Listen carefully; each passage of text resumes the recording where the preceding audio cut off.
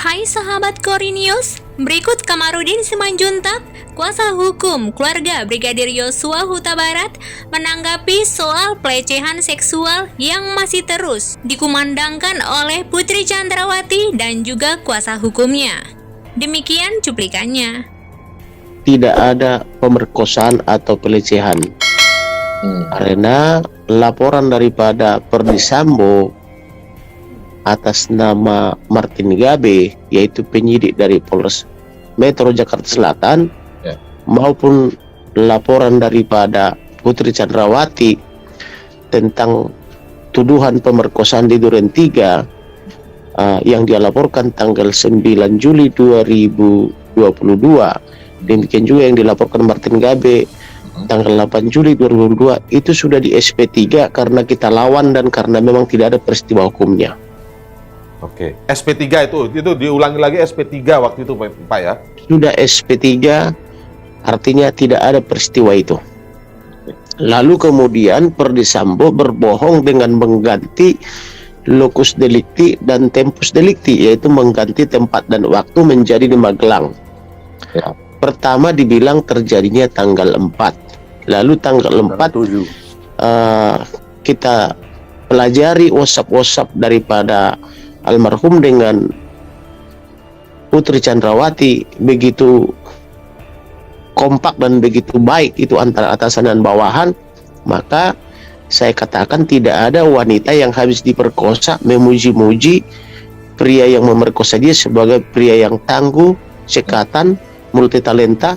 Yang nyetrika itu ya? Berapa yang menyetrika gambar nyetrika itu ya? Artinya tidak logis lah Pak ya, tidak logis. Lalu diganti lagi menjadi tanggal 7. Lalu saya analisa lagi bahwa pada tanggal 7 sampai tanggal 8 mereka hidup bersama, tinggal di rumah itu. Bahkan Joshua dicari-cari untuk curhat 15 menit. Kemudian tanggal 8 pulang bersama dari Magelang menuju Jakarta. Dan Richard yang sudah ikut merencanakan pembunuhan itu sudah melucuti senjata daripada almarhum Joshua. Dan kemudian Ma'ruf sudah membunuh Joshua pakai pisau, tetapi Joshua masih bisa WhatsApp-WhatsAppan dengan Ibu Putri Chandrawati meminta supaya senjatanya dikembalikan. Ada WhatsApp-nya itu, tetapi sayang handphonenya dimusnahkan atau disembunyikan atau dihilangkan oleh Perdi Sambo supaya tidak terlihat bagaimana WhatsApp-WhatsAppan Joshua dengan Putri Chandrawati. Kemudian Ricky Rizal di jalan juga sudah berusaha sesuai perintah Sambo untuk mencelakakan Joshua yang tertidur di bangku sebelah kiri untuk ditabrakkan ke mobil, tetapi nyali daripada Ricky Rizal tidak sampai ke situ karena dia juga khawatir celaka juga, kan begitu. Nah, jadi ini semuanya peristiwa yang beruntun. Kemudian Perdi Sambo itu kan mantan reserse, berpuluh tahun dia reserse, kemudian menjadi Dirtipidum Polri. Sudah biasa merekayasa kasus, banyak korbannya yang mengadu ke saya, kemudian menjadi Kadif Propam tanpa pernah pengalaman jadi Kapolda maupun Wakapolda. Ini yang salah adalah orang yang mengangkat dia menjadi Kadif Propam. Seharusnya orang menjadi Kadif Propam itu harus sudah punya pengalaman jadi Kapolda atau Wakapolda minimal, sehingga dia punya kemampuan untuk itu. Tapi karena yang salah dengan keadaan sekarang semua karena pertemanan, karena teman, maka diangkat jadi pejabat yang walaupun tidak memiliki kompetensi untuk itu. Kemudian orang kalau diperkosa, kebetulan saya punya pengalaman mengelola atau menangani perempuan korban pemerkosaan. Pertama dia malu, yang kedua dia trauma, yang ketiga dia akan sedih, frustrasi dan stres. Kemudian dia buat laporan polisi. Setelah membuat laporan polisi, dia dilakukan visum et repertum khususnya terhadap alat kemaluan dia. Nah, kemudian dilakukan visum psikiatrum. Kemudian dia dibantu oleh para psikolog. Nah, bahkan sampai psikiater untuk memberi obat depresan dan seterusnya itu. Sehingga kemudian, mohon maaf nih, pakaian dalamnya pun seperti celana dalamnya juga disita, bahkan pakaiannya, karena di situ kalau wanita diperkosa pasti melakukan perlawanan. minimal celana dalamnya Oke. itu robek atau ada pakaiannya atau kancing bajunya copot karena dia melawan, kan begitu. Tetapi untuk Putri Chandrawati itu semua nonsen, tidak ada. Maksudnya tidak ada, ini tidak mau diperiksa itu, tidak mau dikasihkan Tidak atau ada barang bukti berupa celana dalamnya, apakah di situ ada tertinggal sperma atau tidak. Ya. Tidak ada baju jadi dijadikan barang bukti, apakah kancingnya copot apa tidak atau robek dan sebagainya. Tidak ada membuat laporan polisi pasca SP3 di Jakarta Selatan. Tidak ada visum psikiatrum, tidak ada visum repertum yang menyatakan alat kelaminnya mengalami kekerasan atau mengalami robek atau lecet misalnya. Karena kalau wanita diperkosa itu pasti mengalami namanya gesekan atau kekerasan di dalam alat kelaminnya itu. Tetapi kalau dia basah berarti dia suka sama suka, kan begitu. Tidak ada unsur pemerkosaan, kan begitu. Jadi ini untuk Putri Chandrawati satu pun tak ada kecuali hasil psikolog yang ngarang-ngarang itu yang disiapkan Pak oleh Ferdi Kamarudin, Sambo. coba saya garis bawahi dulu ya biar kita mendengarkan dengan detail. Artinya tidak ada pemeriksaannya, begitu Pak ya? Semuanya itu ya, visum Tidak nggak ada ada. tindak pidana pemerkosaan karena harusnya kalau tuduhannya di Jakarta Selatan sudah SP3, harusnya juga. dia membuat laporan baru karena Ferdi Sambo ini kan ahli hukum. Pengacara dia juga ahli hukum walaupun baru belajar pengacara. Itu sebabnya selalu saya katakan kepada Ferdi Sambo, sudahlah Ferdi Sambo, banyak orang menggunakan kebohongan itu sebagai pertahanan diri. Tetapi saya harus katakan berbohong bukanlah olahraga bela diri dan bukan pula sebagai pertahanan diri. Tetapi mengatakan yang benar itu adalah memerdekakan, seperti halnya misalnya Barada Richard Eliezer. Ketika dia mau mengikuti apa yang saya arahkan, dia menjadi terbebas daripada belenggu itu, dari belenggu setan itu atau belenggu iblis itu, sehingga dia menjadi manusia yang merdeka karena hanya kebenaran yang bisa memerdekakan atau membebaskan. Ya tinggal Sedangkan tanggung resikonya saja ya, tapi dia nggak akan terbelenggu dengan betul. Ya. Sedangkan Ferdi Sambo karena dia terus mempertahankan kebohongan itu, saya melihat bahkan setan pun sudah tidak percaya Ferdi Sambo gitu loh.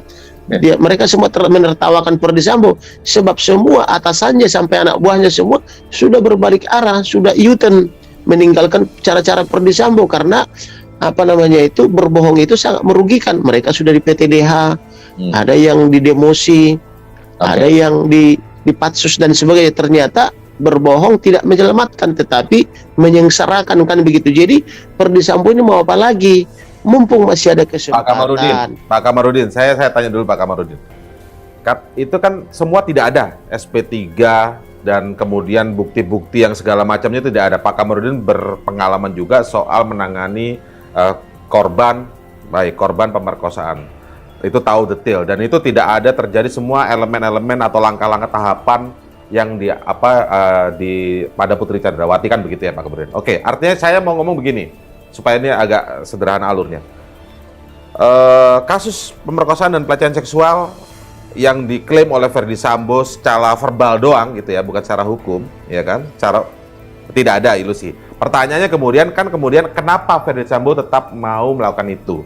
Apakah ada motif lain atau Ferdi Sambo bisa saja menjadi korban kebohongan Putri Chandrawati, kan begitu? Sejauh ini Pak Kamarudin dari dua hal itu yang mana Pak? Anda meyakininya atau sebenarnya begini, motifnya Ferdi Sambo adalah karena dia ada dendam kepada Joshua. Kenapa Ferdi Sambo dendam kepada Joshua? Karena Joshua ini disalahgunakan oleh Putri Chandrawati dan juga disalahgunakan oleh Ferdi Sambo. Dia kan polisi, diangkat jadi ajudan oleh Ferdi Sambo, kemudian dikasih menjadi ajudan istri.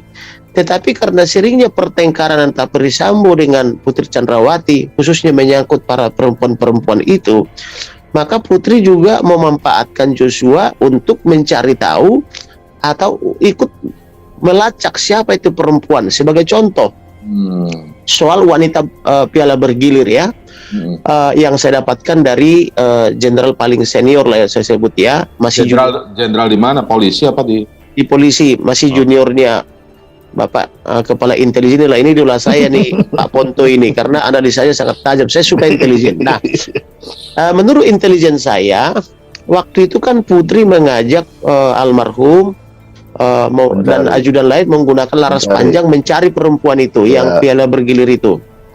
Tetapi 1 jam mereka muter-muter dari Kemang tidak ketemu, lalu mereka mendapat info yang dicari sudah masuk ke rumah Pangka. Baru mereka memutar balik mengejar ke rumah Bangka. Lalu terjadilah di sana keributan dan wanita yang dituduh sebagai piala bergilir ini keluar dan menangis-nangis, kan begitu. Itu dilihat juga tangisannya oleh Barada Richard Eliezer, karena Barada Richard Eliezer dia ada di luar. Yang bisa masuk waktu itu hanya skuad yang dianggap senior. Salah satunya itu adalah Matius yang orang Papua, ajudan yang bertato itu. Kemudian Joshua. Kemudian wanita yang diduga sebagai piala bergilir ini juga diantar oleh seorang pria yang disebut sebagai bernama Elben. Nah, sebenarnya itulah salah satu motif daripada Perdi Sambo mengapa dia begitu dendam kepada Joshua, karena Joshua ini dianggap membantu Putri Chandrawati, tetapi Perdi Sambo tidak sadar ajudan dan supir itu kan tidak bisa berbuat apa-apa. Namanya diperintah-perintah oleh bos, ya mereka itu mau nggak mau harus menurut, tidak menurut juga salah, menurut salah, kan begitu. Harusnya bisa dipahami kondisi daripada psikologis anak buah karena kaitannya kan relasi kuasa, kan begitu. Nah, kemudian sejak saat itulah Joshua ini sudah mengalami pengancaman di bulan Juni, yaitu diancam tanggal 19 dan diancam juga tanggal 21. Memang Perdi Sambo menggunakan ajudan-ajudan atau skuad-skuad dia untuk mengancam Joshua, seolah-olah ini dia tidak ikut mengancam. Dan itu juga yang digunakan oleh Perdi Sambo untuk memburu Joshua, digunakan anak buah dia. Nah, tetapi Hai teman-teman, channel Kori News adalah channel kedua Kori Official. Channel Kori Official sedang dalam masalah yang memungkinkan tidak dapat mengupload video lagi. Untuk sahabat Kori Official, silakan subscribe Kori News dan semua teman-teman yang belum berlangganan.